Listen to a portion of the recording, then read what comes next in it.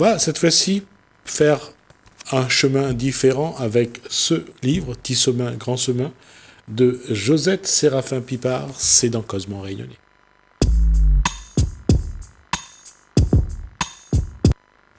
Et pour en parler, bien sûr, qui est d'autre que Josette Séraphin Pipard pour le faire? Bonsoir. Bonsoir, M. Ramoudou. Bonsoir à tous. La question, c'est, ce livre, c'est d'abord un aboutissement d'une démarche personnelle? Aboutissement, enfin, en fait, ce livre, à l'origine, n'était pas un livre.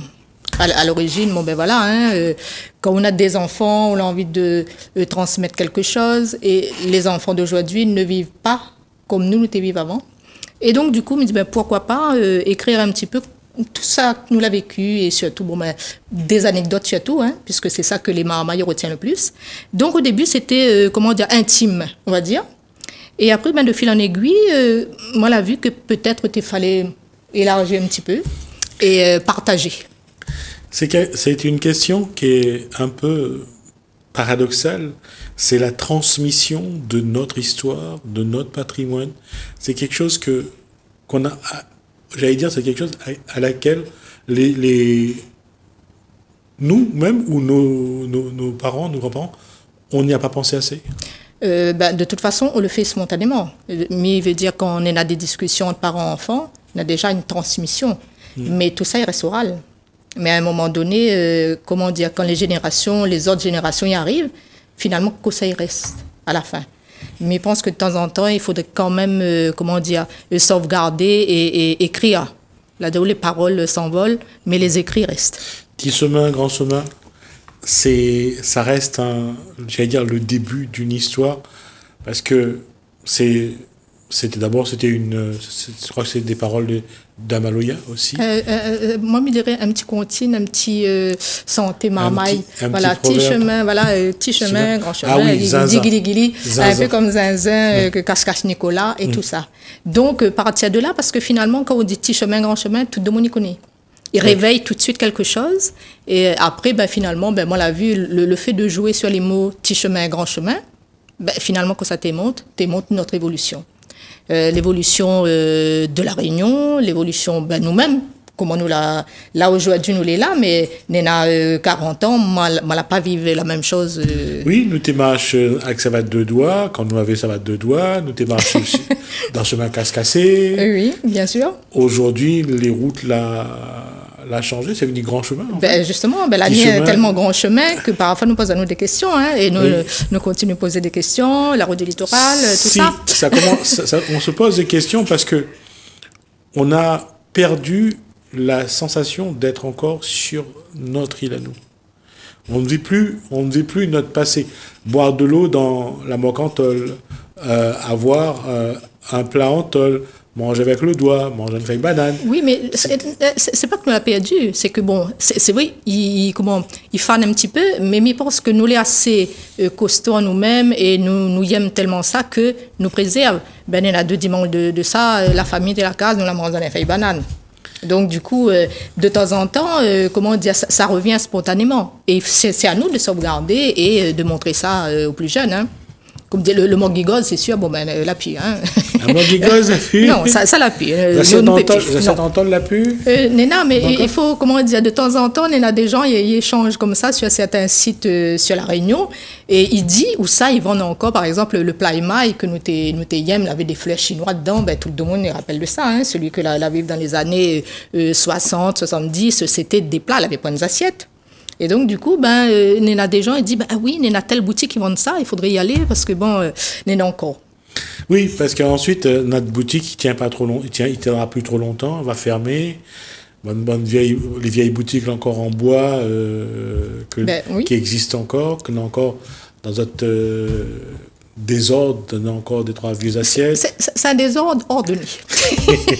Parce que sous la rente là-dedans, on a l'impression les désordonnés, mais ça coûte trop, Néna. Non, c'est... Voilà, c'est Néna encore. Alors, dans le livre commence ainsi, dans la présentation, m'y propose à autres qui veut bien lire livre là, un petit Cosmo. Et c'est la phrase dessous surtout que m'a apprécié. va faire parfois remonte azote dans le temps longtemps. Mais, et c'est ça que là toujours, moi, m'a toujours trouvé bizarre, dans le temps longtemps. Manger un rogaille saucisse, faire un carré volaille. Mais aujourd'hui, le carré volaille, c'est aujourd'hui. Même si c'était pareil dans le temps longtemps. Oui, mais dans le carré volaille, mais pour faire que le volaille, il fallait courir derrière le petit volaille que l'était lâché dans la nature. Et il fallait prendre bien à l'avance. Si tu fait pas 2 jours avant, il se peut que si tu prévois manger le volaille dimanche, et si tu n'as pas avant, on l'avait point, ou tu ne manges pas. Alors que maintenant, c'est la facilité. C'est pour ça, ce carré volaille-là, comment dire, c'est un carré volaille, comme on dit, mais il manque ce goût d'avance, c'est-à-dire, nous l'a attendu pour manger ce carré volaille-là. Et puis, tu ne manges pas tous les jours. Oui, et après, en plus, tu as une chose qui a été... Le volaille que vous mangez, il mettait 1 an à 2 ans pour arriver à maturité. Ah, ça c'est sûr. Et il était quoi fort? Aujourd'hui, c'est en 40 jours que le volaille arrive à maturité. On est encore bien, comment dire, optimiste. Encore l'âge. Voilà, on est encore très optimiste qu'on dit 40 jours. Parfois, c'est un peu moins. J'allais dire 30 jours, mais bon, j'ai dit 40 jours. Oui, parce oui, que... vous avez été un petit peu plus prudent. Oui, un peu plus prudent. Oui. Mais c'est vrai que, effectivement, Josette Séraphin Pipard a raison, c'est pas le même volaille. C'est pas le même goût. Non. On pourra mettre tous les épices que vous voulez dedans. Les pas pareil. Ça sera pas pareil. Et puis, Nina, cet aspect de facilité. Aujourd'hui, tout ce qu'on veut, Nina. Oui. Avant, il y avait l'attente. Oui. Il y avait l'attente. Et ça a augmenté le désir. Voilà, c'est ça. Donc, quand on attend quelque chose, donc on apprécie plus fort quand le carré volaille arrive. Oui. Et c'était une des forces. On va pas être nostalgique, mais ça, je le dis ça, c'est pour rigoler. Quand on rendait l'os du poulet, l'os qu'on avait mangé, oui. L'os était propre. Il fallait même pas besoin de passer. Mais là, mais comprends pas, M. Ramoudou, parce qu'on dit l'os était. Est-ce qu'aujourd'hui, l'os l'est plus? Non, non. L'os aujourd'hui, il y a encore parfois un petit peu de viande dessus. Ça dépend, parce que dans mon entourage, que rend l'os, d'accord, ok. L'os c'est toujours bien nettoyé. c'est par habitude, on va dire. D'accord, mais moi, j'ai vu des gens qui remettaient l'os dans l'assiette, mais avec un bout de peau dessus, avec des trucs. Oui, ça, c'est les enfants de maintenant, parce qu'il ne faut plus manger la peau, et ça se comprend, hein. Mais vu ce poulet que l'a couru avant que l'était sportif, mais je pense que nous ne peut permettre à nous de tout manger. Mais maintenant, effectivement, quand on pose des questions, avec on l'a dit 40 jours, vaut mieux laisser la peau. Oui. Oui, mais parce qu'il faut, voilà, il faut laisser. Et puis, avant, le volaille, c'était dans la cour. C'était rare qu'on les achète un volaille congelé chez le Chinois. Ah ben ça, c'était, comment dire, impensable ça. Et déjà, aller chez le Chinois pour acheter le volaille, mais je pense que bon, ça allait arriver à un moment donné parce que bon, on n'avait plus trop le choix. Mais avant, tout le monde, dans sa cour, elle avait son volaille, son lapin, son canard. Donc voilà, on était presque autosuffisant. On n'avait pas besoin, on avait le parterre à côté, où tu attrapes le bon bread salade. Bread citrouille, bread de chouchou. Tout ça là lavé. Et en fait, bon, tu manges en petite quantité, mais tu manges sainement. Et puis, c'était un plaisir aussi que de dire, moi, on a ça dans la cour. Et puis, la boutique chinoise, c'était aussi ce qu'on appelle un lien social. C'est là. C'est là-dedans. D'accord. Et voilà, on l'a trouvé. Allez, compère chinois, ouvre la boutique. Ça, c'est un petit clin d'œil à une chanson que vous connaissez. Oui. Hein. Donc, souvent, il y a des petits clins d'œil comme ça. C'est Fontaine qui chantait Alors là, je ne me rappelle plus trop parce que la mémoire. Ouvre la boutique. Allons, compère chinois, dépêche à ouvre la boutique. Un affaire comme ça. Oui, mais je préfère pas chanter. Je crois que c'est Michel Fontaine. D'accord. C'est Fontaine, je crois que c'est Fontaine. Mais fais à vous confiance là-dessus. Oui. Hein? Et c'est vrai que la vie commençait au moment où à 7h du matin, et c'est parce que moi, on a travaillé à la boutique chinoise qui m'y connaît. 7h Ou dit où 7h du matin, normalement. Ah, où t'es commencé 7h Là, il rouvre 6h, là, il rouvre 7h. D'accord. 6h, c'est quand elle avait, à côté de l'usine, oui, parce que la boutique chinoise, elle avait déjà la queue tracteur pour aller livrer canne l'usine. Tout à fait, oui. Ouais. Donc, c'est pour ça que là, il rouvrait à 6h. Au moins, elle avait déjà le petit réchauffe le corps, et puis elle avait... Le macatia. Macatia, m'y présume, macatia. Fromage museau. Ça, c'est un luxe, ça, non? Fromage museau, là, tu vends ça dans la boutique chinoise, oui, tu vends pas plutôt coco le mort. Oui, aussi. Non, ils vendent les deux. Non, ils vendent les parce deux. Que le fromage de tête, c'était... Moi, on l'a vu ça, quand tu es chez le cochon, tu prépares maison. Mais dans la boutique chinoise, c'était plutôt... L'avait aussi. D'accord. L'avait plutôt un saucisson avec, comment on appelle ça, la bougie autour. Ouais. Hein? Ça, c'est... c'est des souvenirs, hein? La question, c'est nous l'a fait quand même, allez, on va dire de 60 à 2000, à 2020, on a fait quand même 60 ans d'un parcours que les riches en histoire, les riches en événements, mais il trouve que c'est pas pour autant que nous l'a valorisé, nous l'a fait la promotion du Réunionnais, de la Réunionnaise. Oui, mais excusez-moi un coup pas, mais nous te sorte dans un temps où, justement, montrer cette réunionité-là, l'était mal perçu. Mais oui. Le Maloya n'était pas accepté. Hein, il fallait que certains te bagarrent beaucoup, comme Daniel Loireau, pour essayer de montrer ça. Mais après, je prends l'exemple du cochon. Quel enfant, tu arrives le lendemain à l'école, par exemple, s'il rate l'école le samedi, tu arrives lundi matin, tu dis, moi, la pas l'école parce que nous avons cochon samedi. C'était quand même un peu honteux de dire que, voilà, nous avons cochon, nous fait ça, enfin. Tout autour de la culture réunionnaise, l'avait, comment dire, cette honte, parce qu'elle n'a pas valorisé tout ça à l'époque. Alors, deux choses. D'abord, ceux qui décidaient, ils ne valorisaient pas notre culture, mais nous aussi, nous avions honte. Ben justement, tout venait de la honte. Et puis, il n'y avait pas que ça. Moi, ils me disent tout ça là, ça monte aussi de l'esclavage. Depuis l'esclavage, nous n'avions pas été, comment dire, libérés moralement. La parole a été, comment dire, il fallait taquer la bouche, il fallait rien dire, en fait. Quand on sort de là, depuis l'esclavage, les dieux, tout d'un coup, arrivent et puis, montrent tout ça. Parce que tout ça, il était mal vu. C'était la culture noire, la culture africaine, tout ça là. Mais on essaye toujours de voir à notre niveau notre émancipation. Nous l'avions honte. Mm-hmm. Nous ne voulons pas que les autres t'es critiques à nous, t'es moukat à nous. Eh ben, il fait mal. La critique, il fait mal. Qui ça y est mettre critiquer? Mais je pense que c'est quelque part, la pointe fumée sans feu. À force de gagner un coup de bois, à un moment donné, on ne dit plus rien. On préfère, réseau de coin et puis essayer d'avancer tout seul comme ça. Et rien que, par exemple, quand la télé est arrivée à la Réunion le 25 décembre 1964. Oui. Et quand nous voulions voir la télé, c'était souvent... C'est là-dedans. Mais raconte aussi. Oui. À Longuette TV à Casbah-Nomentel, voilà. À Longuette TV à Casbah-Nomentel, c'était de très bons souvenirs, mais en même temps, avec parfois, on se pose un petit peu de questions parce qu'à un moment donné, on dirait que c'était bien, tes partages, tes gaillards, mais à un moment donné, ça fait comprendre aussi que bon, il est peut-être temps de rentrer chez vous.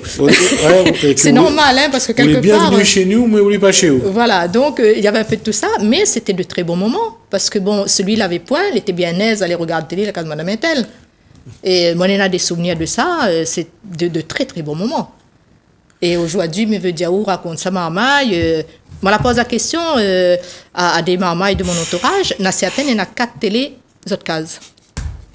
Vous comprenez? Donc, et nous, à l'époque, nous ne l'avions point du tout. Dans le quartier, c'était 2 ou 3 personnes, en gros, que l'avaient ce télé. Ce que tout le monde avait chez lui, c'est un vieux poste de radio. Ça, celui que l'avait. Ah, c'est que ça y avait. Aussi, c'était pareil. Le poste de radio, c'était pareil. Avec le gros bouton, il fallait tourner. Et puis, parfois, la plupart du temps, tu es grésille. Hein. Mais c'était, comment avec dire... Avec une seule fréquence. Aussi. Et pas tout le temps. Donc, mais c'était bien d'avoir la radio parce que c'était, on va dire, le premier signe de richesse.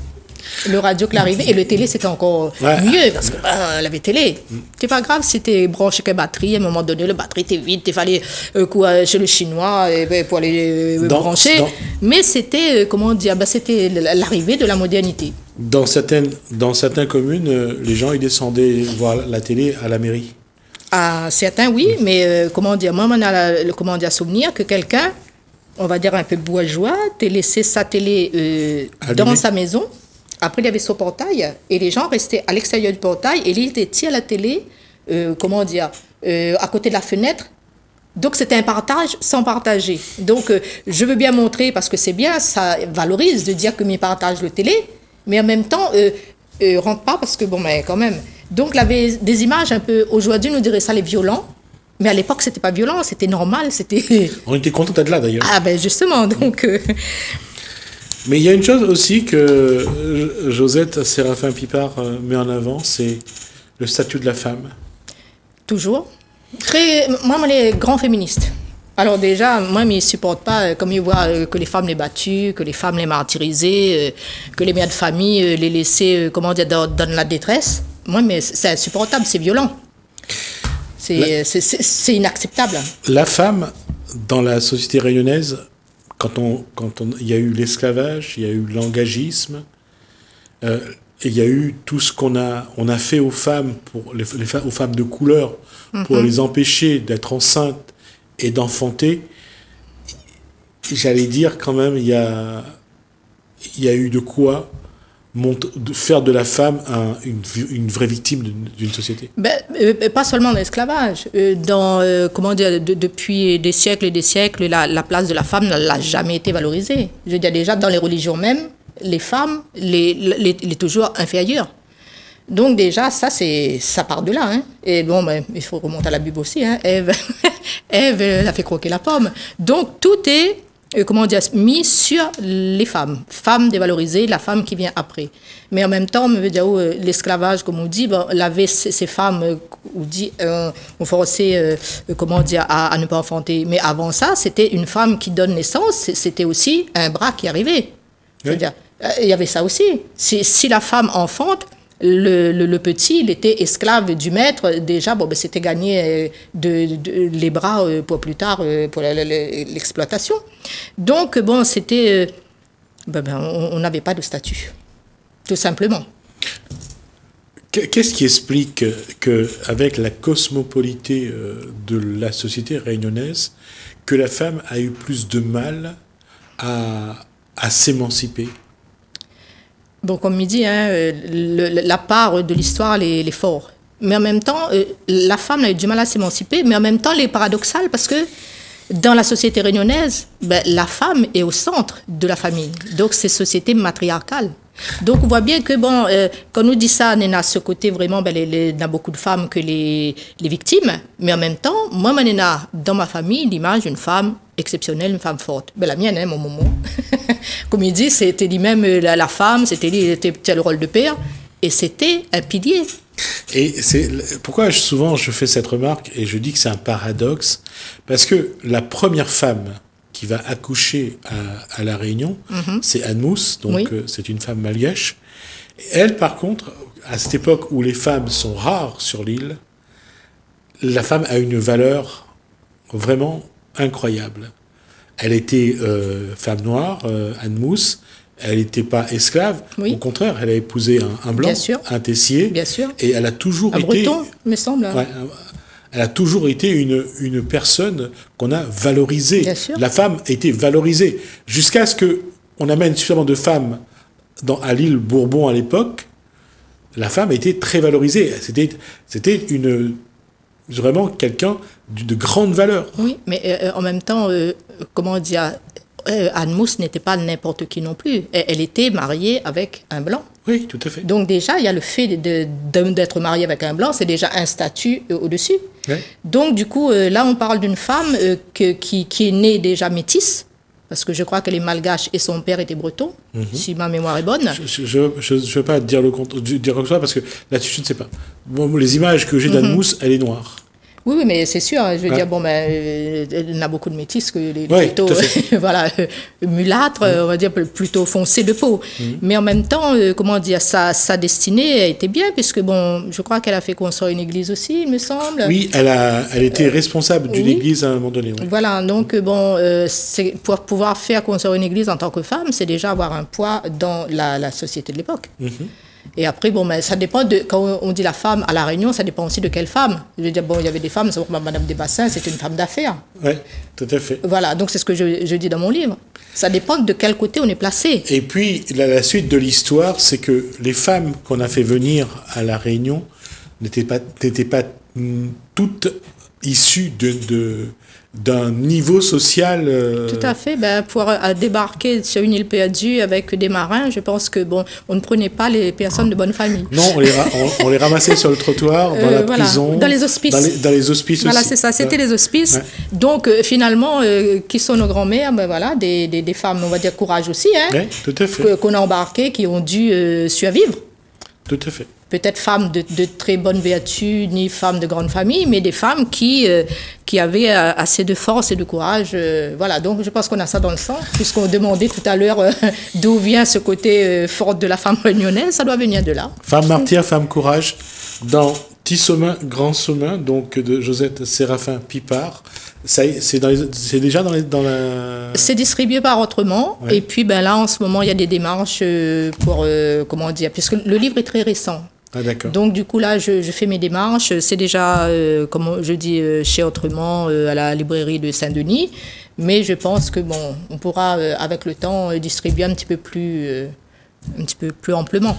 D'accord. Ce que je vous propose, c'est que l'année prochaine, en début d'année, on essaiera de voir, je vous remontre la couverture, on pourra en discuter de nouveau. Parce qu'il y a vraiment... Ça, c'est la fin finalement, le livre, la fin un chemin aussi, quelque part. Voilà. Pour rester sur le jeu de mots. C'est un chemin à faire et je pense qu'il y a beaucoup d'histoires là-dedans. J'ai pu feuilleter et regarder. En fait, petit chemin, grand chemin, comme vous dites, là, on a commencé petit chemin, finalement, pour montrer l'évolution. Et moi, j'ai essayé de montrer un petit peu, avec mes moyens, d'où on est sorti, comment on a vécu, et aujourd'hui, quelles questions nous posent à nous sur notre société réunionnaise. J'espère vous revoir l'année prochaine. Ce sera avec plaisir, monsieur aborder Ramoudou. De nouveaux thèmes de ce livre. Ce sera avec plaisir. Merci à vous. Merci à Josette Séraphin Pipard pour ce livre, donc Petit chemin, grand chemin. Merci à vous de nous avoir suivis. Merci Hélène, merci François. Je vous dis à bientôt.